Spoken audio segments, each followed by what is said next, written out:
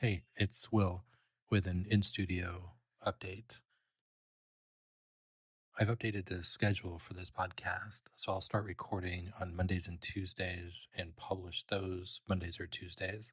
And then I'll record another on Thursday and Friday and post that Thursday, Friday. So still twice a week, but more on a regular schedule. That's update number one. Update number two, I moved the hosting of this podcast from Libsyn to Substack recently, just for the podcast. And the reason for that is part A is discoverability, part two is there can be some community benefits off of that, and part three is I'd like to try something a little bit more premium for the weekends. So I'll produce something once a week on Saturdays or Sundays. So it's 4 times a month. It'll be audio based with some photography, some history, and some kind of behind the scenes stuff. But I thought that might be interesting as well. So, two updates coming. One, schedule.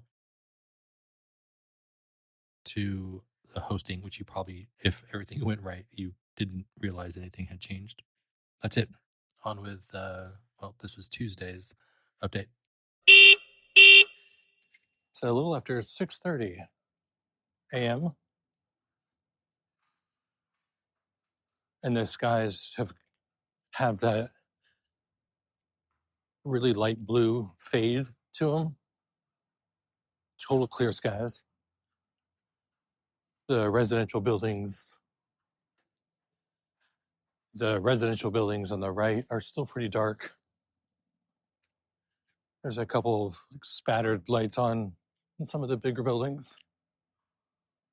It's still pretty quiet. If you look downtown and then to the left a little bit, the business buildings, the big skyscrapers, have quite a number of lights on. Yeah, it feels like I see some of the same lights on, at least on the same floors. So I imagine those are just on timers. Probably sunset to sunrise timers. The lake is super calm.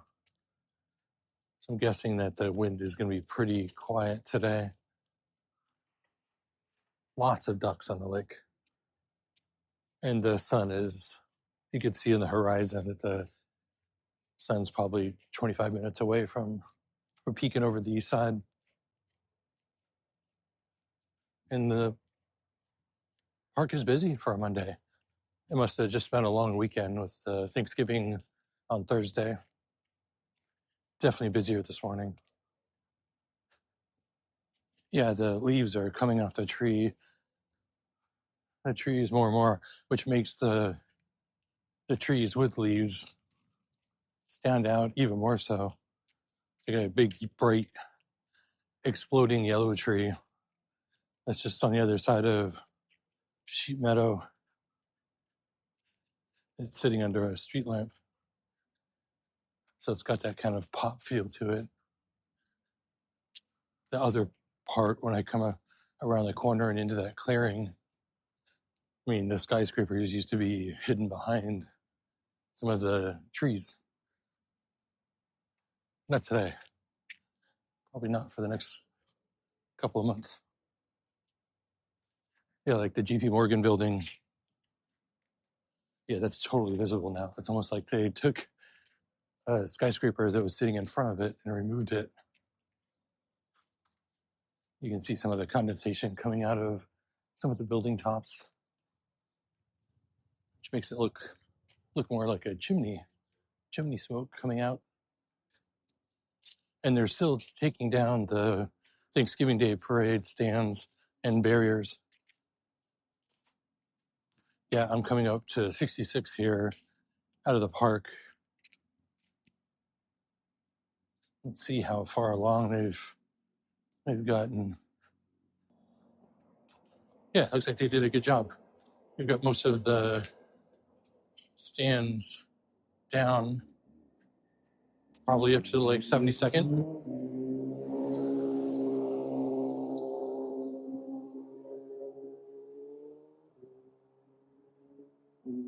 Yeah, nice and clear. A lot easier to walk. and not be in the bike lane or crossing the street. Yeah, the sun is at that point, still hasn't risen, but the brightness of the east sky is now reflecting on the windows and glass on those east facing buildings on the west side. So everything's got that like blue sheen to it, especially those lighter color buildings. It's pretty cool. Let's see, 69th Street. And there's two cars that are backing up the wrong way out of 69th Street. Let me guess, there must be a garbage truck down there. Yep. I mean, there's got to be an app for that. Put in your destination and show where the garbage trucks are. Well, Sunday was the sports day of trifection for me. Yeah, got up a little bit early in the morning, went for a nice walk, and at 9 o'clock the Liverpool game was on. Good to see them get what seems like their first win in a very long time, and a shutout on the road, even better. And next was the Formula One race. Let's watch a little bit of that.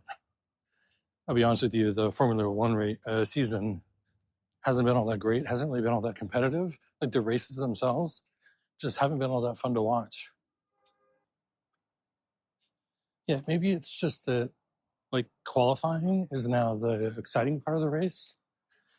Because then once the race comes, there aren't that many overtakes. It could also be that this is the last season with this setup of the car. Like new regulations are coming in next season.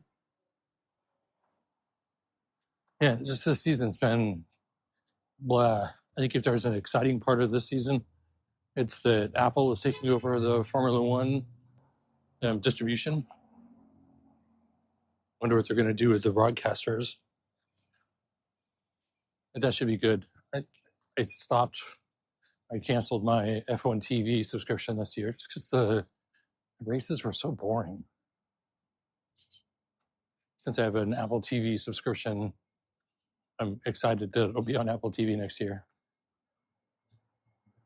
And then almost as if my sports schedule yesterday went from good to boring to awful.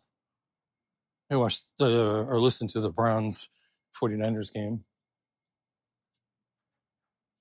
Yeah, it feels like the Browns have their fans excited enough that there's promise around the corner, but that corner just keeps getting pushed out more and more. 49ers are a great team. Still.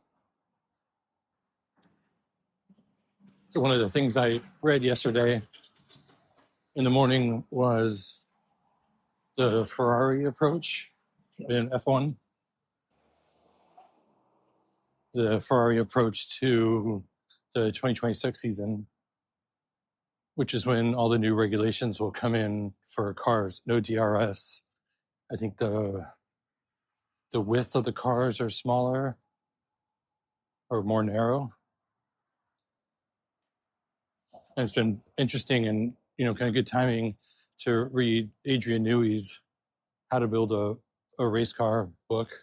He talks a lot about the design of cars from season to season and from, new regulation season to new regulations. So I'm less of a Ferrari fan than I am a Lewis Hamilton fan. It's like the way he carries himself and uses his notoriety for good. And that's no doubt put a tinge on the 2025 season, at least for me. I mean, Ferrari has just been so inconsistent this year, and their drivers are unhappy. I mean, we always knew that this was going to be a tough season for Lewis coming from Mercedes to an entirely new team, new culture, new setup, new car. Literally, it's just been a drag of a season. So reading about the Ferrari strategy, I guess, going into 2025, some changes in season, and then how they're approaching their 2026 season has just been of great interest. I think Lewis is on a 2-year contract.